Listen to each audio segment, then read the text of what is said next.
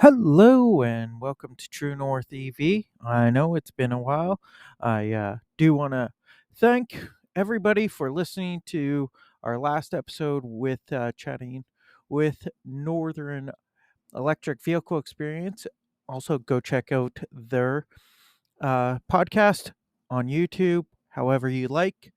Um, and yeah, so if you guys did listen to the last episode, you have probably heard I've changed vehicles. So long, Luna. Hello, Rita. I actually went from Hyundai Kona Electric over to a Tesla Model X 90D. So it is a 2016 compared to my 2019 Kona, but it is much bigger.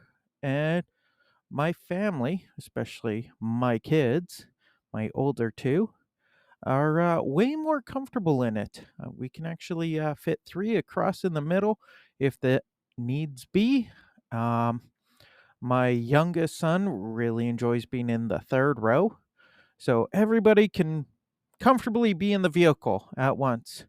Uh, but yeah, it was different switching over from the Kona. I went with a local dealership here in Winnipeg, and it was it was interesting. It was uh first off, uh the glove box had a pin set to it that the dealership didn't know and attempted to contact the previous owner about, and I guess the previous owner didn't want to give him the pin or whatnot.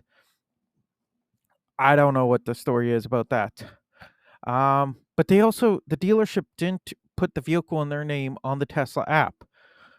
So after I got the vehicle, believe I had to wait like two 2 weeks to finally actually get the app set up so that the vehicle I can control with the Tesla app. And that was annoying. Teslas are not good without the app. It's like the opposite of my Hyundai Kona. The Hyundai Kona, the app was not good on it. It did not it was not user friendly. It didn't do what I wanted. The Kona was a great normal vehicle. You did everything from the car. It If you didn't look at the app, it was all good. It was perfectly fine. It was all fine and dandy. Um, with the Tesla, it's kind of the opposite. Trying to do everything with the key or on the car, it's annoying. Um, Carrying the key around, it's annoying. You can't quite change like the little minute, like 1 or 2% on the charging. Is It's kind of hard on the big screen. I don't know why. I don't know if it's because I just have the MCU one on the vehicle. Uh, but yeah, just trying to do that little fine adjustments was not. It wasn't cooperative on the car. Um, yeah, and just trying to see how much I've charged. Can't really. It's Once I got the app actually set up and in my name, the vehicle in my name, I could see everything. Like I could set up how much electricity costs here and actually see uh how much I've spent on electricity. I could see how far I've driven. Um I could pre-start the car and actually get all the seats and steering wheel turned on, and you could set it to precondition in the car, but you can't set it to precondition and turn on seats, especially if for whatever reason, let's say if it's just you leaving, all you want on is the driver's seat and steering wheel. But then if you got two or three other passengers, you want to be nice and turn their seats on, but you can't really do that from the vehicle. Um, and if you want to change any of your scheduling, you have to go out to the vehicle and do it. So with the app, way better, way more convenient, way more worth the extra fees to own a Tesla. Um, The Kona was great for what it was, and we actually are trying to talk. One of my wife's friends is looking for an electric vehicle, and we're actually looking at possibly, or we're talking to them about looking at our old vehicle at the dealership and thinking that might be a possibility because they were looking at a Chevy Bolt, which the charge rates on those is 50 kilowatts versus the Hyundai Kona at 75. Both have now switched over to, well, it was called Nax. Now it's, I think, J3000. So the Tesla plug. Um, so that way, they're all going to be fairly nice ish road trip vehicles. You can actually charge up and not have to worry about charging spots. Um, so yeah, we're talking to them about possibly switching over to that. Um, Other experiences with the dealerships was so we had an issue with the glove box actually, because it's not your normal vehicle. It has a electronic glove box. You have to push a button, it pops an actuator, glove box opens. You can then set a pin to, so you have to have a pin number to get into the glove box. So if you loan it out to somebody, at least you could throw whatever personal items you want to be kept safe just in the glove box, and you don't have to worry about it. My glove box decided that it didn't want to open anymore. So I call up the dealership that I bought it from, and they actually informed me that the warranty I bought, I knew there was a $200 deductible, but I also had to pay for the whole repair, and then they would look at reimbursing me. And I thought that was the weirdest thing. I get the deductible, so I have to wait to see if that company decides they're going to warranty it or not.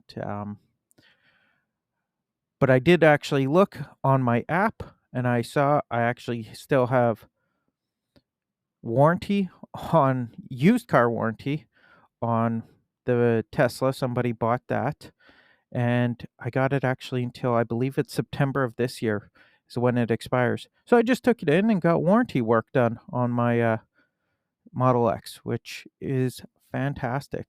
They actually initially came out to my wife's work and just worked in the parking lot, and they got it open, but it was an electrical issue, so it had to go to their shop to get work done.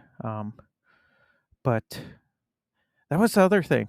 The dealership initially told me that they owned the vehicle right from the beginning, from 2016. So mine's an early 2016 Model X, so it doesn't have all the extra cameras and all that. But they said they owned it right from the beginning. Yet I have warranty from Tesla, used car warranty, that you could only get if you bought it from Tesla. So just the stories just don't add up. And I don't know why they need to, or why they feel they need to lie like that, because eventually everything comes out. And yeah, it makes me just not want to trust them. I actually thought I had a nice rapport with them and everything, and it was all going really good. I did quite a bit of negotiating with them. I think it was 2, 3 weeks worth of negotiating with them for this car. Um, but yeah, and then to just find these little trails and little annoyances was it was kind of disappointing because I heard about problems with this dealership before, but my whole from the beginning of interacting with them, it seemed like they had changed. So yeah, um, but going back to my service, took it in actually. What was it? December, end of December. I took it in. Uh, so it's been a pretty mild winter here. The first day that we kind of got cold-ish weather, uh, it was kind of freezing rain, which we don't normally get here in Winnipeg, but it was freezing rain, and so we took our car to a grocery store we got here has underground parking. So we parked underneath to let everything kind of melt because I don't have a garage. And leaving there to go pick up my mother in law, um, our heat decides that it doesn't want to work anymore. And so, yeah, we went without. It seems like there's multiple heaters in the Model X. So the back passengers had heat, the front didn't. So I did pick up a a little 12-volt like lighter plug-in style heater to kind of assist in thawing the windows and whatnot.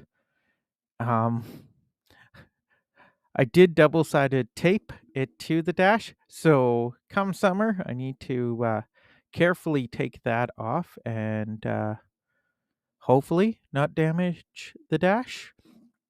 Um, so yeah, but with the warranty work, took it in. They got my heat going again. They actually had to replace the heater, which I am so thankful. I have warranty for them to do that.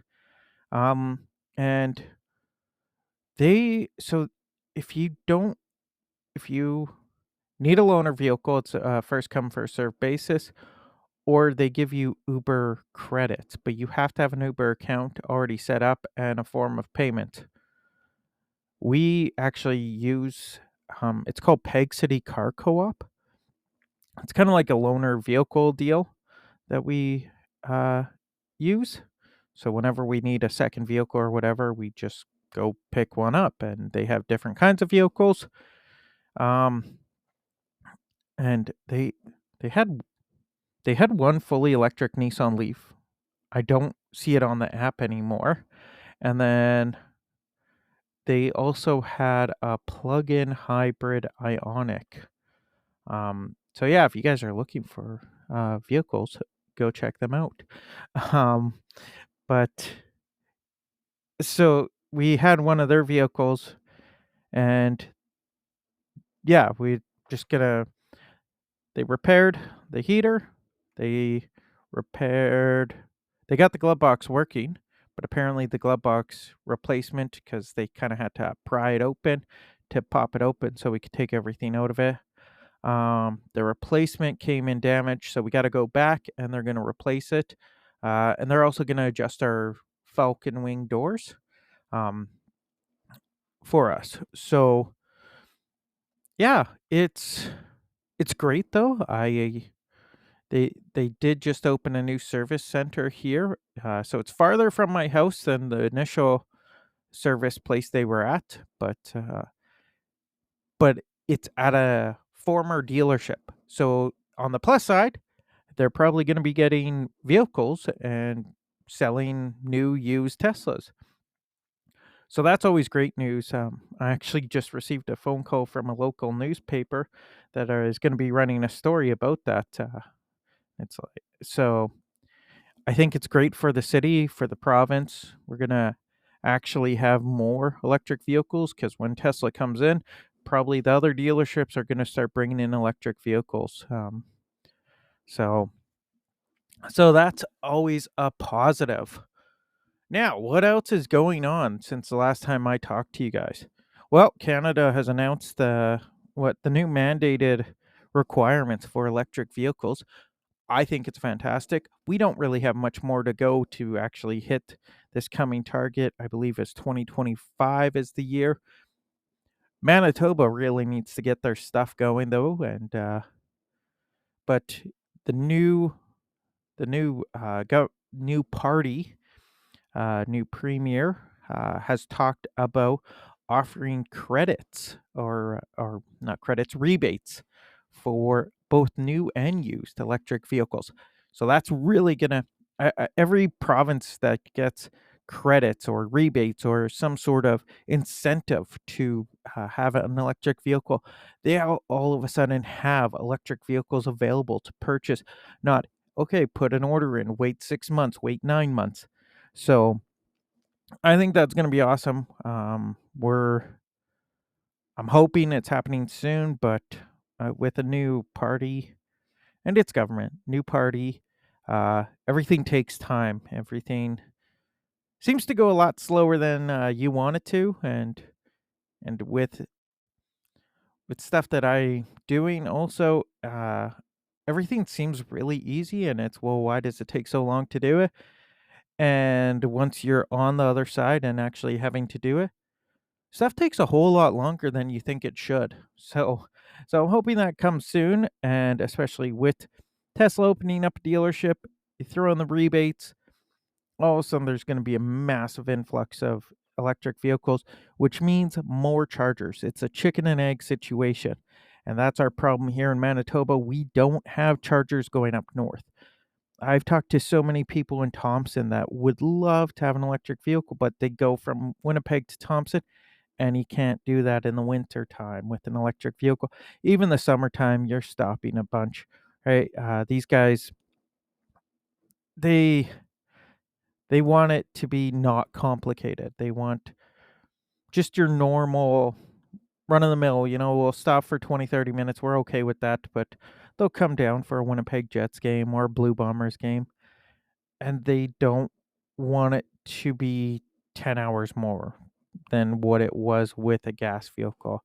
One guy actually did drive from Winnipeg up to Thompson with a Tesla Model 3, and I believe it was 20 hours or 24 hours for him to go that route. I believe it's normally an 8-hour drive, if I heard correctly.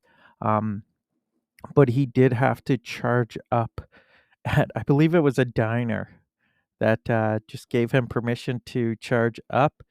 And so he charged there for, I think it was 10 hours or so to get enough to keep on going. So once we get the chargers going up there, it's going to be way better. I think that's what this new federal mandate is really going to help with. It's either you bring in the EVs, and if the manufacturers brought in the EVs, then the private market like Shell, Co-op, Petro-Canada, they're going to throw the chargers in. Or you have to um, put money in to get buy credits to get chargers installed. So either way, we're gonna get chargers from this mandate. How quickly? That is a great question, um, and probably not quick enough, because these chargers are expensive. There's new chargers coming out that maybe one day I'll find somebody that knows about the different chargers, level 3 chargers, and we can talk about the pricing. Maybe that's a good one for the Northern Electric Vehicle Experience. Get people across Canada and talking about the different kinds of chargers and how we could do it more affordably. Because there's new chargers that you actually use 240-volt to charge battery pack, and then it's level 3 charging out. So you charge up a battery pack. It's great for those places that don't have a lot of traffic right now. Great way for them to get into it. We actually a town that we've actually driven through and tried charging up. Um, they just switched over and got a new level 3 that is that style, so it keeps costs down a little bit. So yeah, what else has been going on? Still president of Manitoba Electric Vehicle Association. That is great. We're doing a lot of great things. We're changing it up this year. We are not really doing in-person meetings, but we're planning on having a lot more events going on uh, within Winnipeg and Manitoba.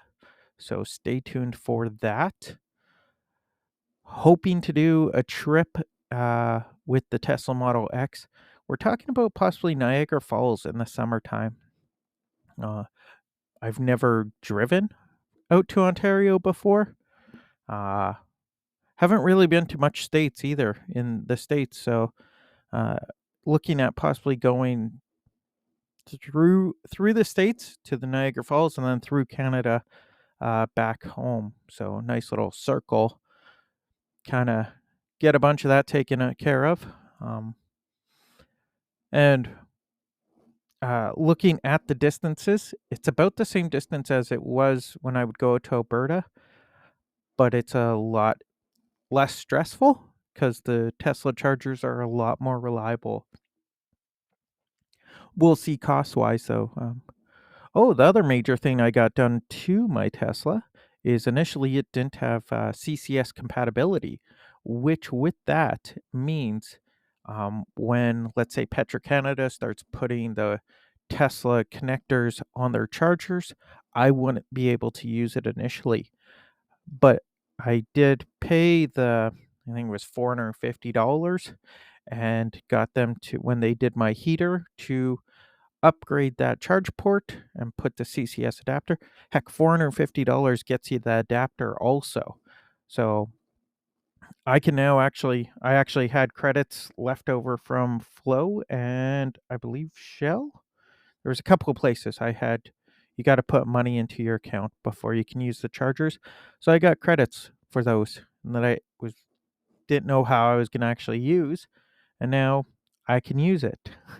Um, so there was that. Gonna look at possibly replacing the computer next year, or I guess this year now.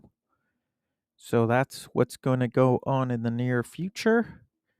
And yeah, I think that's about it. I'm gonna attempt to do once a month. I believe I said that last time.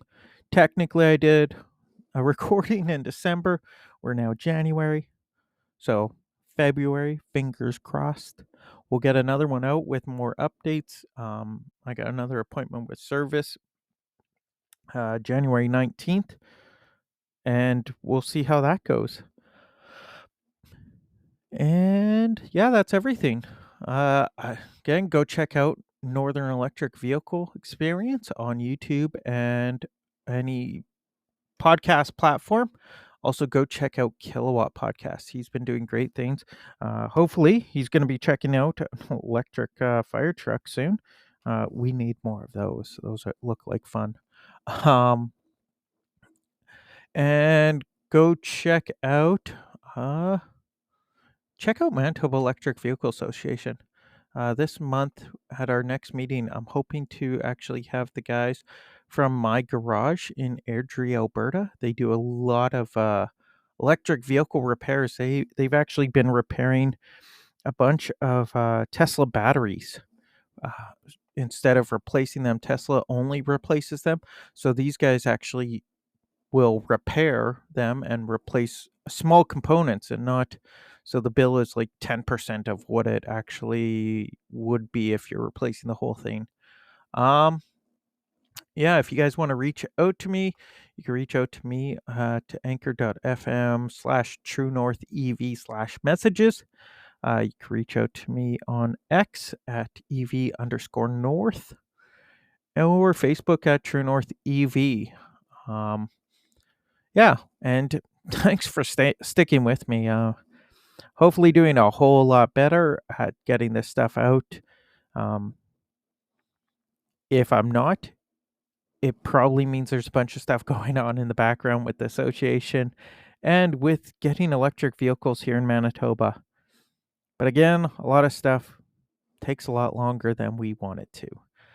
But again, thanks for sticking around and have yourselves a great week. Bye.